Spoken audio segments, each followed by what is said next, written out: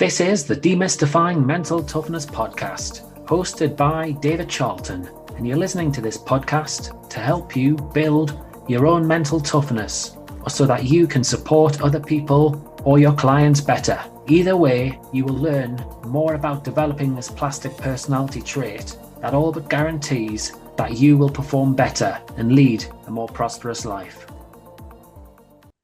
Hi there, I hope you enjoyed last week's episode there with Gerard.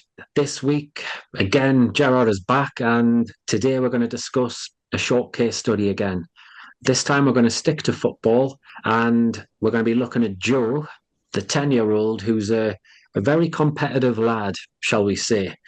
So he hates losing, whether it's football, rugby, board games, gaming. He absolutely hates it. And so Gerard's going to go on and talk a little bit more about some of the problems and the implications on and off the pitch there. And then we'll end up sharing a few little takeaways for parents and for coaches. So, yeah, what are your thoughts, Gerard? Do you tend to find the competitive kid comes along very often at all? Quite a lot. But again, just like last week, it's not a bad thing. You know, we need that competitive edge sometimes. We have a lot of parents that say that this is happening on the football pitch, but it's also happening on game night at home, or if they have brothers or sisters where they might be playing Minecraft or FIFA, where the parent has to take away the video game because they just cannot stand to lose. That is a good trait to have again. Roy Keane springs to mind. The man hated losing, was probably a generational talent. I'm biased, I'm Irish. But where the issue lies is when that boils over into poor decision making, whether that's on the team with your teammates, what the coaches see, refs, being aggressive because of it, what verbally comes out, what physically comes out. So how do we manage that? How do we harness that into performing at our best despite showing angry moments? And I would point out one thing I use as a visual to use, and you might not like this being a Newcastle fan, but sometimes we can harness anger in a performance. If we look back to the classic Wayne Rooney goal that he scored against Newcastle, 2 minutes beforehand he's arguing with the ref because of a poor decision. And absolutely, if we were to ask Wayne Rooney what was he thinking in that moment, he'd probably say, I wanted to smash the living daylights out of that football, and got a really iconic goal from his anger. So when we get like this, sometimes if we can harness it into a positive, it will bode well for the performance of the young person, both off the pitch and on the pitch. Yeah, no, I fully agree. I think we've got to try to learn to use the emotion, haven't we, and understand a little bit more about, if it's anger, for argument's sake, how anger then comes out on the football pitch and off the football pitch for that matter.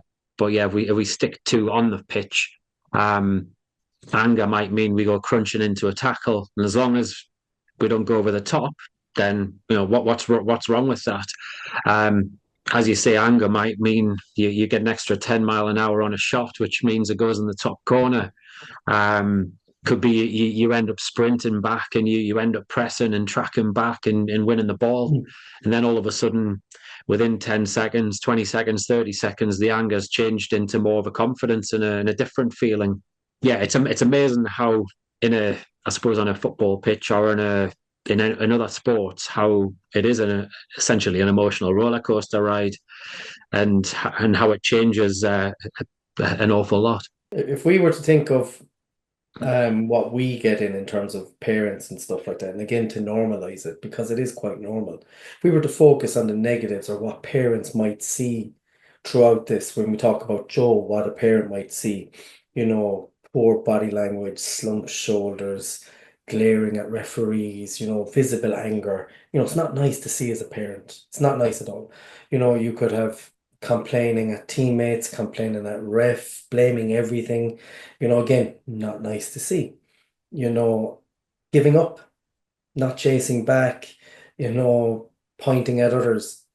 But these are very normal characteristics of the angry sports person when the anger isn't managed effectively, when we don't put the time into explaining why we're feeling this way and essentially What do others see when I'm acting this way? What are my teammates seeing? What are our coaches seeing? What is parents seeing? And at a high level, when we're at an academy level, everyone is at the same level of talent.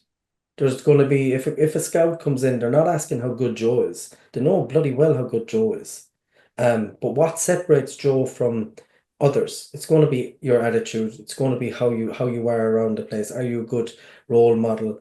These are the things scouts are interested because everyone is at the same talent level, at the highest level. So what can separate you is how we manage anger and harness that into a good thing. I'd also add here as well, from a parent's perspective and potentially from a parent who's a coach's perspective too, which makes it even more tricky, is being aware if your child is like Joe in that respect, um, does it trigger you?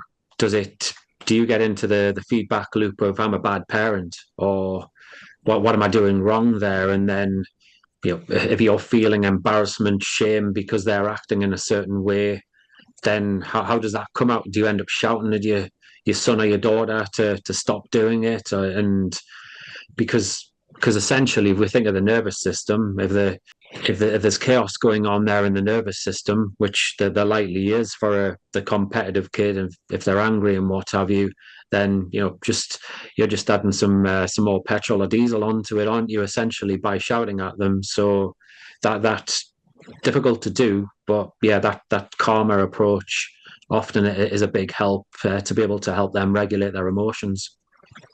And when we work with parents, this is something we see quite regularly. They are embarrassed. They're wondering what they should do. Sometimes they engage and meet Joe exactly where he's at sometimes and have like a, not a, mental fisticuffs battle. And when we are working with parents and we do our best to normalize it and have coping skills and little interventions around how we'd manage it on a football pitch, it's important to normalize and to mention there's going to be days that even though you've done everything right, sometimes the mental fisticuffs still happen. You're not perfect. Joe's not perfect. We're not perfect. We try our best. It's about even when it does go wrong and we still meet Joe at his level, that sometimes we can reflect as parents as much as we can reflect as practitioners and say, right, it didn't go perfect this time, even though I've worked with Ger, I've worked with David, and we've talked about certain skills, it's still going to go wrong sometimes, and there's still going to be high levels of embarrassment. It's nature of the beast sometimes. I suppose what one thing that springs to mind there, I suppose whether you're a parent, a coach, a player, is like that ability to throw away expectations, is unable to regulate themselves. That means they're I'm saying a bad son, or and then the whole comparison thing can take place. If we're looking at this and we're thinking again about these three little takeaways here, that would be one. Chuck away expectation levels. Um, you've got there about the normalizing emotions. It is going to be a roller coaster ride during a match, during a training session, just during a normal day, and then can we help the children focus on solutions essentially and to be able to self-regulate? I think that there would be my like three takeaways from this. Is that fair, or do you want to add something else to it? That would be very fair. Like, a great exercise is the emotional awareness piece. Are they even emotionally aware that they can describe the difference between anger and sadness or being nervous and anxious? Getting the young person to be more savvy in their emotions so they can actually describe them instead of everything just being anger, everything just being let down, everything just being disappointment. We've mentioned it many times before, but creating that standardized behavior routine for the young person, so take two or three favorite footballers. What makes them your favorite footballers? What attributes about them, both physically and mentally, is that's my guy? So let's just say Cristiano Ronaldo. Work rate, commitment, shooting. Fantastic. Work rate, commitment, shooting. Can we now aim for that? Work rate, commitment, shooting. Ronaldo. Okay. I didn't got angry last Tuesday or last Saturday, didn't track back. Okay, you're going against everything you like about Ronaldo because your work rate isn't there. Now you're shouting at your coaches, well, where's your commitment? fine shooting, we can have fun with shooting. Did you shoot your best? But like, having these attitudes that are their favorite players gives you a goal to get towards. And likewise, you can involve the parent in that. So this week, Joe is going to focus on work rate, commitment, shooting, just like Ronaldo. Can you encourage him during the week to really focus in on what work rate means to him, what commitment means to him, and then have fun with the shooting part? I just find we can be, like I said, like children can, or young people can take on this responsibility 100%.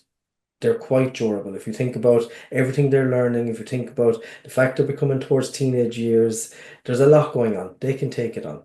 I think one thing I would add to that is where you mentioned there about what it means to them. So I think that again is the key skill, isn't it? As the parent or the coach is asking the question as opposed to always telling them, because your perception of work rate, commitment, shooting can be a lot different to a kid's perspective. And yeah, Joe will be different to Nathan. Nathan will be different to Robin and Gerard and David and so on and so forth. So yeah, something to factor in there.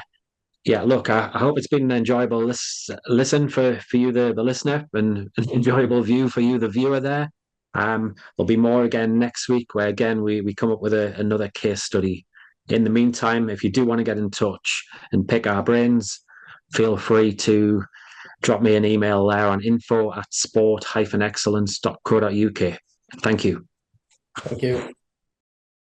If you enjoyed this episode of the Demystifying Mental Toughness podcast with David Charlton, do check out my website, sport-excellence.co.uk, and my online sport psychology resources. The Sport-Excellence website has essential resources for anyone looking to build their own mental toughness or the mental toughness of their athletes or teams, or if you want to achieve peak performance more often or optimal functioning. The Sport Excellence website has everything you need to keep moving forward and thrive. So go on, head over to sport-excellence.co.uk to find out more.